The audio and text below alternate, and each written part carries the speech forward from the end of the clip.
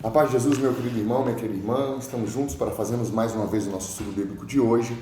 Vamos para o capítulo 17 do segundo livro de Samuel. Olha só, eu estava fazendo aqui as minhas contas. Geralmente, quando você tem aí a Bíblia, nós temos aproximadamente 1340 capítulos. Isso daria para ler, ou seja, lendo um capítulo por dia da Bíblia, nós chegaríamos aí aproximadamente a 4 anos, né? E nós começamos o nosso trajeto aqui em 2020, com a palavra de Deus, né? Do Novo Testamento. Em 2020 mesmo, nós concluímos todo o Novo Testamento, lendo. Lembrando a você que tudo está aqui no meu Instagram, no IGTV. E que eu, com a graça de Deus, com paciência, né? Estarei passando tudo isso, todo o estudo bíblico do Antigo Testamento, que já foi feito, e do Novo Testamento, para o meu canal no YouTube. Lembre-se que eu perdi o meu canal, youtube.com.br. Ele foi violado, ele foi cancelado e eu não consegui recuperar. Então eu estou tendo que resgatar novamente todo o histórico dos estudos bíblicos.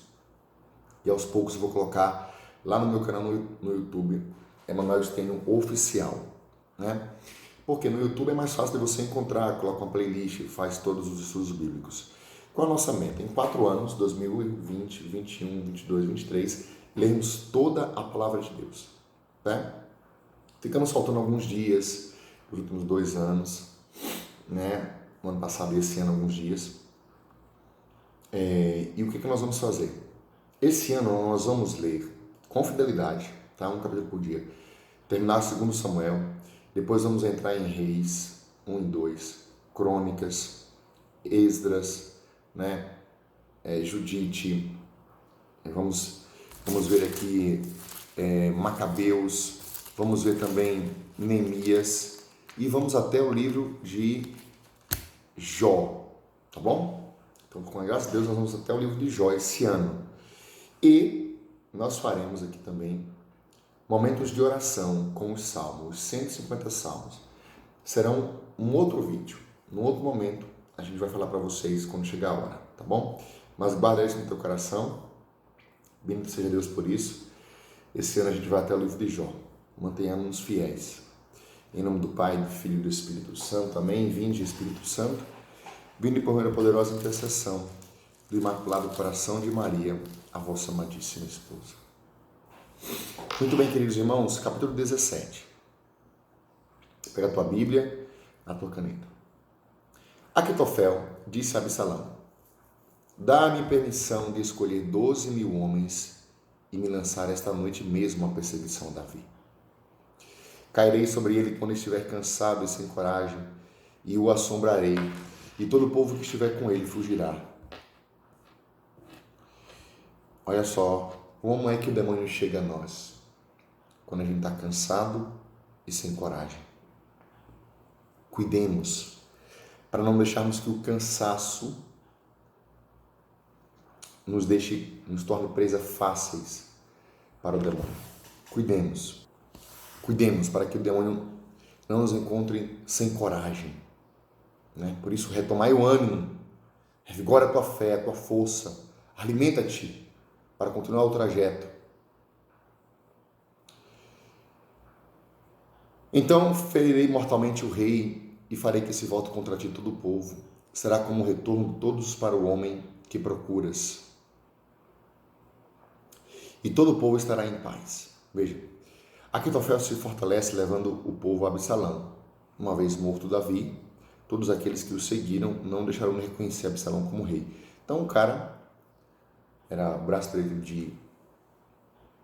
de Absalão, decide matar Davi.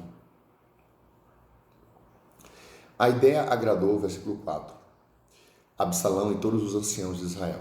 Contudo, disse Absalão: consultai ainda Cusai, o araquita, ouçamos também o que ele pensa. Cusai veio a Absalão, e Absalão lhe disse: Aquitofel falou desta maneira: devemos fazer o que ele recomendou? Se não, dá o teu parecer. Cusai respondeu a Absalão: desta vez o conselho de Aquitofel não é bom. E Cusai prosseguiu: Tu bem sabes o que teu pai e a sua gente são valentes e estão enfurecidos, como fica a ursa a quem se tiram as crias. Teu pai é guerreiro e não deixará o exército dormir de noite. Agora mesmo está escondido em alguma gruta ou em algum outro lugar. Se logo no começo houver vítimas do nosso lado, se espalhará a notícia de que houve derrota no exército de Absalão. Então, até mesmo o valente que tem coragem, semelhante ao de leão, perderá a coragem. Eu vou grifar isso aqui, porque todo Israel sabe que teu pai é bravo e que aqueles que o acompanham o são também. Veja só. Se nós olharmos para o que está acontecendo nesse mundo hoje, a gente percebe o seguinte: a perseguição, a prisão, né, de pessoas, de alguns líderes que nós temos visto hoje no mundo conservador, por exemplo, né, ela é para quê? Ela é para gerar o desencorajamento do povo. Até mesmo, olha, quando houver vítimas do nosso lado, se espalhará a notícia da derrota do exército de Absalão. E até mesmo o valente que tem o coração semelhante ao de leão perderá a coragem. Meus irmãos, é claro que aqui nós vamos encontrar outro contexto, mas se a gente lê cruamente,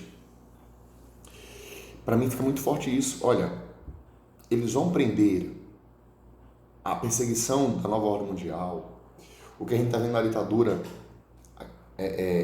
que nós temos hoje aqui no nosso Brasil, que eu não quero ser tão explícito aqui, mas que a gente consegue enxergar, essa prisão de alguns, essa perseguição de alguns, ela é proposital, sempre foi assim. Por quê? Porque quando aquelas pessoas estão sendo presas, condenadas ou mortas, até mesmo o valente que tem o coração de leão perderá a coragem, se acovarda. Então, às vezes se prende um ou outro, é o bode expiatório, né? Para que o povo perca coragem, o ânimo. Então estejamos atentos a isso. Estejamos atentos. E revigoremos a nossa força. Por quê? Porque uma pessoa sem coragem é uma pessoa fadada, né, a se tornar uma presa fácil na mão do inimigo. Veja, estou falando do lado social, que eu falei agora, às vezes do lado espiritual também. Quantas vezes, quando o demônio derruba uma pessoa, que aparentemente era forte, a gente se covarde e diz: olha, se ele cair, imagina a gente. Né? Versículo 11. Eu, portanto, aconselho que todo Israel, de Dan a Betsabeia, se reúna em torno de ti, tão numeroso como os grãos de areia na praia do mar, e tu marcharás pessoalmente ao combate. Né? Então, a ação que Cusai propõe exige tempo, e Davi, que espera, poderá então pôr-se em segurança. Né? Nós baixaremos onde quer que se encontre e cairemos sobre ele como um orvalho sobre a terra, e não deixaremos escapar nem ele nem a nenhum dos que acompanham. Se ele se refugiar em alguma cidade, todo Israel levantará cordas para a cidade, e com elas a arrastará até a torrente, de modo que não se possa encontrar lá sequer um seixo. Absalão e todos os homens de Israel disseram: o conselho de Cusai, o Araquita, é melhor do que o de Aquitofel. É que Yahvé tinha determinado fazer malograr o engenhoso plano de Aquitofel para fazer cair a desgraça sobre Absalão. Veja, por que Absalão deu ouvidos a Cusai, né? Cusai, e não a Aquitofel? Porque estava nos planos de Deus que não desse certo os planos de Aquitofel, ou seja, Deus já estava livrando Davi do perigo, né? Deus estava guardando Davi já, protegendo o seu eleito. Então, ele já fez com que um homem se levantasse, Cusai, ou seja, Davi fez o que ele poderia fazer e confiou em Deus. Cusai foi lá e realizou aquilo que ele deveria ter realizado, defendeu Davi, vamos dizer assim, e Deus nisso tudo estava presente. Veja como diz aqui, né? O conselho de Cusai, o Araquita, é melhor do que o de Aquitofel, Absalão disse. Aí veja versículo 14. É que Yahvé tinha determinado fazer malograr não dá certo, o engenhoso plano de Aquitofel para fazer cair a desgraça sobre Absalão. Então Deus já queria fazer cair a desgraça sobre Absalão, já queria que o engenhoso plano de Aquitofel não desse certo. Então ele conduziu as coisas. Confiemos em Deus. Confiemos. Versículo 15. Então disse Cusai ao sacerdote Sadoc e Abiatar: Aquitofel deu tal e tal conselho a Absalão e os anciãos de Israel, e aos anciãos de Israel. Porém, eu aconselhei ele tal e tal modo. Agora, pois, enviai urgentemente aviso a Davi, dizendo: Não fiques esta noite nos pastos do deserto, mas segue imediatamente para o outro lado, para que não venham a ser destruídos o rei e todo o exército que o acompanha. Então, acontece aquilo que Davi tinha programado. Jonatas e Aquimaas estavam postados junto à fonte do pisoeiro. Uma serva iria avisá-los, e eles então iriam avisar o rei Davi, pois eles não podiam ser vistos entrando na cidade. Mas um moço os viu e levou a notícia a Absalão. Então os dois partiram apressadamente e chegaram à casa de um homem de Baal-brim. Havia um poço no pátio, e eles desceram para dentro dele. A mulher tomou um pano e o estendeu sobre a boca do poço e espalhou por cima grão descascado, e assim ninguém percebeu nada. Então aqueles dois homens iam lá, estavam ali espreitando, alguém viu, eles foram encontrados, eles fugiram. Vieram os servos de Absalão, entraram na casa daquela mulher e perguntaram: Onde estão Aquimaas e Jonatas? A mulher lhes disse: Passaram junto a um reservatório de água. Eles procuraram e não achando ninguém, voltaram a Jerusalém. Quando eles partiram, Aquimaas e Jonatas saíram do poço e foram avisar o rei Davi: Levantai-vos e passai depressa ao rio, porque esta foi a ideia que Aquitofel deu acerca de vós. Davi e todo o exército que o acompanhava puseram-se então a caminho e cruzaram o Jordão. Ao nascer do sol, não havia ninguém que já não estivesse do outro lado do Jordão. Então, cumpriu a ordem, fugiu. Veja, fugir vale a pena, né? Fugir do pecado é vencê-lo muitas vezes. Há tentações que se vence fugindo, a maioria delas. Principalmente na área da pornografia. Não enfrente o pecado, a tentação, né? Fuja das ocasiões, fuja. Então, tanto dessas questões externas fugir, quanto também das perseguições externas, né? Perseguição, se instaurar o comunismo no Brasil, se instaurar a nova ordem mundial, fuja.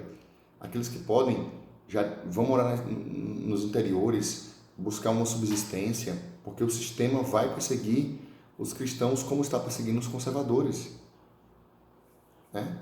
Então, é uma leitura que eu faço. Para mim, Artilho, o que é que você entendeu? Deixa aqui nos comentários. Então, ali eles fugiram. Quando Aquitofel viu que o seu conselho não tinha sido seguido, selou seu jumento, montou-o e partiu para a sua casa na cidade. Pôs em ordem a sua casa e depois se enforcou e morreu. Veja, é o único caso de suicídio mencionado no Antigo Testamento. Afora aqueles em que um guerreiro mata para escapar do inimigo, né? Então, veja só. Pôs em ordem a sua casa, depois se enfocou e morreu. Foi sepultado no túmulo de seu pai. Então, um espírito de suicídio danado, né?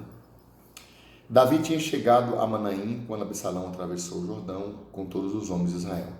Absalão colocara Amasa na chefia do exército em lugar de Joabe. Amasa era filho de um homem cujo nome era Jetra, israelita, e que se tinha unido a Abigail, filha de Naás, e irmã de Sárvia, a mãe de Joabe. Israel e Absalão acamparam no território de Galaade. Logo que Davi chegou a Manaim, Sobe, filho de Naás, de Raba, dos amonitas, Maquir, filho de Aminel, e Lot-Dobar, e Bezalai, o galadita de Rogelim, trouxeram material de pousada, lã, utensílios, bem como trigo, cevada, farinha, grão torrado, favas, lentilhas, mel, manteiga, ovelhas e porções de boi que ofereceram a Davi e ao povo que o acompanhava, para que se alimentasse. Com efeito, ele lhes havia dito: o exército sofreu fome, cansaço e sede no deserto. Então, ali eles param, chegam, Davi consegue fugir, Absalão atravessa o Jordão, Davi está em Manaim. Muito bem. Seguimos aqui o nosso livro. Amanhã a gente vai para o capítulo 18. Que Deus falou com você? Deixa aqui nos comentários e até amanhã.